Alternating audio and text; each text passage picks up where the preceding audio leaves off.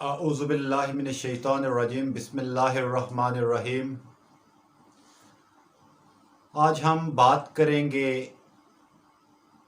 Low sperm mortality के बारे में,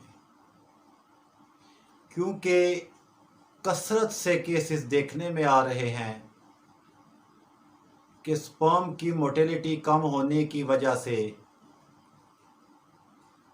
कपल्स प्रेगनेंसी कंसीव नहीं कर सकते।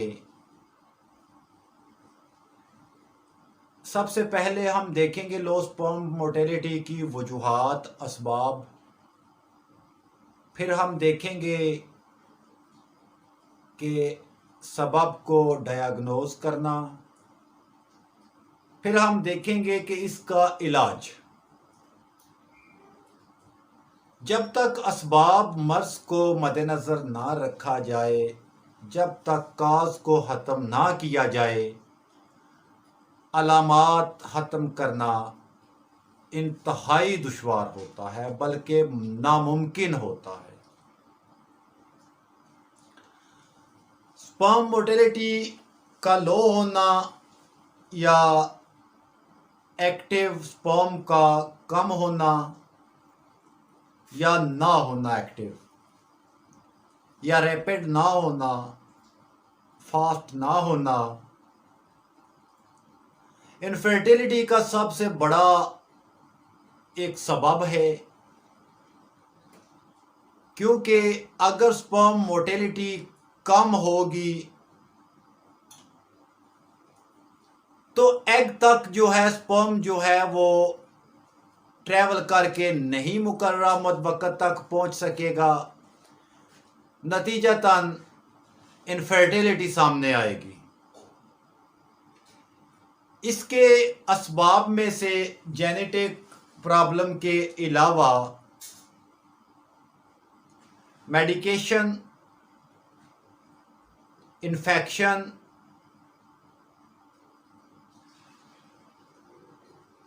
स्मोकिंग, टेस्टिस को बहुत ज़्यादा हीट का पहुंचना, जिसकी वजह से स्पर्म की मोटेलिटी लो हो जाती है। बाज़ अफराद ऐसे हैं जो ड्राइविंग करते हैं, इंजन सीट के नीचे होता है जिनका, तो बहुत ज़्यादा टेस्टिस को हीट पहुंचने की वजह से उनकी मोटेलिटी जो है वो स्पर्म्स की वो कम हो जाती है। या कई बंदे लैपटॉप को पेट पर रख कर, गोद में रख कर जो है वो इस्तेमाल करते हैं, वो भी एक बहुत बड़ा सबब बनता है स्पर्म की मोटेलिटी का कम होने में। इसी तरह वेरिकोसल में भी स्पर्म की मोटेलिटी कम हो जाती है। प्रोस्टेटिक इन्फेक्शन में भी स्पर्म की मोटेलिटी कम हो जाती है, देखने में आई है। सबसे पहले तो असबाब मर्ज को ख़त्म किया जाता है। असबाब, अगर बाज़ केसेस में हमने देखा है कि हार्मोन्स की कमी की वजह से स्पर्म की मोटेलिटी लो हो जाती है। सबसे पहले हम जब सेमन एनालिसिस देखते हैं तो हमें पता चलता है उसी रिपोर्ट में अगर पस वगैरह आ रही है तो इन्फेक्शन की तरफ इशारा हो रहा है। इन्फेक्शन पे है तो इन्फेक्शन में भी पीएच लेवल को मद्देनज़र रखना पड़ता है। बाज़ औक़ात एसिडिटी की वजह से इन्फेक्शन हो रही होती है, बाज़ औक़ात अल्कलाइनिटी की बहुत ज़्यादा वजह बढ़ने की वजह से जो है बैक्टीरियल प्रोडक्शन और ग्रोथ के लिए उनको बेहतरीन माहौल मिलता है, जिसकी वजह से इन्फेक्शन हो जाती है। बाज़ पेशेंट में गोनोरियल इन्फेक्शन होती है, जिसकी वजह से स्पर्म की मोटेलिटी लो हो जाती है। इसके बाद हमें स्कैन की ज़रूरत पड़ती है, बाज़ औक़ात अल्ट्रासाउंड की ज़रूरत पड़ती है कि प्रोस्टेट की प्रॉब्लम तो नहीं है या फिर टेस्टिस में कोई प्रॉब्लम तो नहीं है। बाज़ औक़ात टेस्टिस के साइज पे भी डिपेंड करता है। हार्मोन्स का सेक्रेशन अगर कम हो तो हम हार्मोन को बूस्ट करेंगे। बाज़ औक़ात रिप्रोडक्टिव सिस्टम में ब्लड फ्लो जो है वो कम होता है, जिसकी वजह से रिप्रोडक्टिव सिस्टम का फंक्शन पुअर हो जाता है और मोटिलिटी कम हो जाती है। अब हम आते हैं इसके इलाज की तरफ। अगर तो हार्मोन्स का इशू है तो हम हेलोनियास डायोका होम्योपैथिक मदर टिंक्चर को इस्तेमाल कर सकते हैं।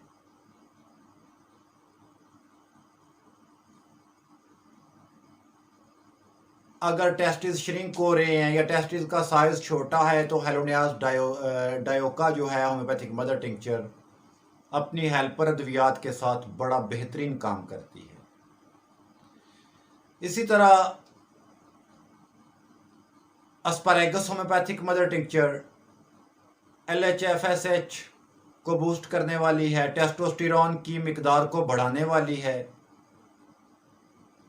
एस्पैरागस होम्योपैथिक मदर टिंक्चर बेहतरीन रिजल्ट देगी अगर हार्मोन्स का इशू है। अगर ब्लड फ्लो कम है तो damiana homeopathic mother tincture blood flow को बढ़ाएगी टेस्टिस के अंदर। यूहेम्बिनम भी जो है ब्लड फ्लो को बढ़ाने वाली दवा है।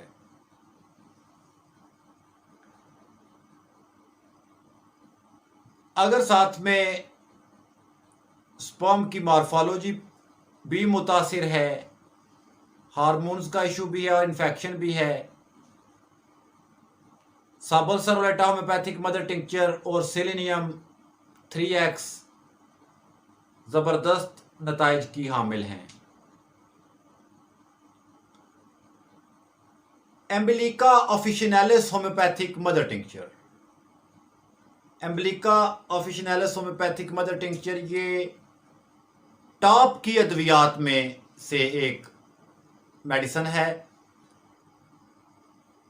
यानी सुपर इफेक्टिव दवा है स्पर्म की मोटिलिटी को बढ़ाने के लिए। लेकिन सबसे अहम बात यह है कि कॉज ऑफ डिजीज को मद्देनजर रखा जाए। इन्फेक्शन की सूरत में आज़ाद रेक्टा इंडिका, URC, गोनोरियल इन्फेक्शन में कैनबिस सटिवा, ये तमाम मदर टिंक्चर्स जो हैं अपनी अपनी मखसूस दायरा के अंदर काम करती हैं। मदर टिंक्चर के मौजू पे सिर्फ और सिर्फ नाम मेंशन करने का मकसद ये है कि हमने हर मदर टिंक्चर पे एक वीडियो अलग से तफसीलन दी हुई है। वीडियो सिर्फ अवेयरनेस के लिए है, सेल्फ मेडिकेशन के लिए हरगिज नहीं। लिहाजा अगर कोई मरीज देखे तो बेहतर है अपने करीबी होम्योपैथ से रब्ता कर ले, सेल्फ मेडिकेशन से मुकम्मल गुरेज करें। फी मानिल्लाह, अल्लाह हाफिज।